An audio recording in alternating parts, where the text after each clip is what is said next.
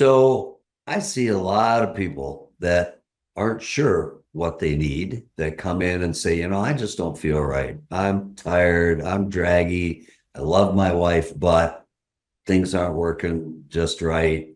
Or excitement, function is not quite there. And they could be in their 30s and 40s. I can tell you 20 years ago when I started to do this, my average patient was in their late 50s or 60s.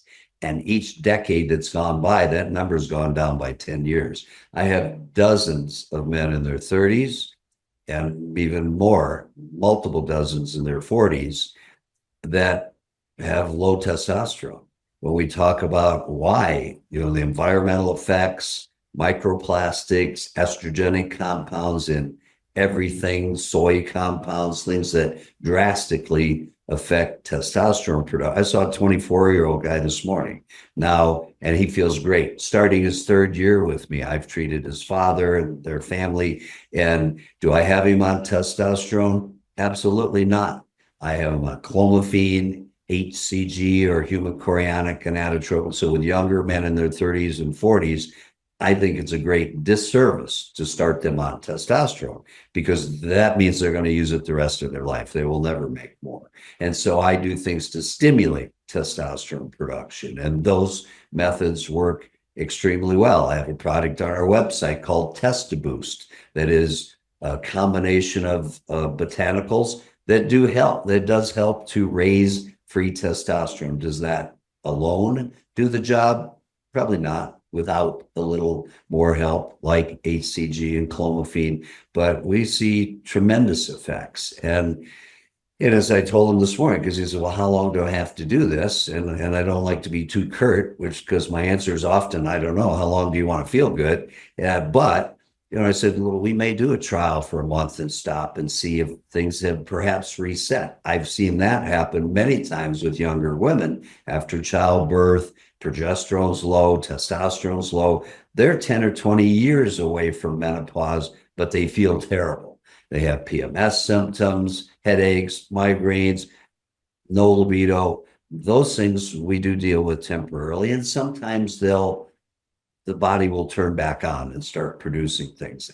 For men and women, we want to eliminate anything toxic. We want to make sure their diet is clean, that they're avoiding environmental factors, inflammatory things like many foods. We do fit gut testing to test for reactivity to 176 different foods, components of leaky gut syndrome, and then looking specifically at microplastics. I don't like my patients to walk down the cereal aisle at the grocery store. I'm like, you're going to absorb glyphosate through your skin just being near those boxes, which might be a bit extreme, but it's practically the truth. It's in everything. And so all of those compounds have a negative effect on our endocrine system, and it's a big deal. That's our wireless messenger system. Without hormones, we have no wireless system. Your cells don't talk to each other. Your organ systems don't communicate real well.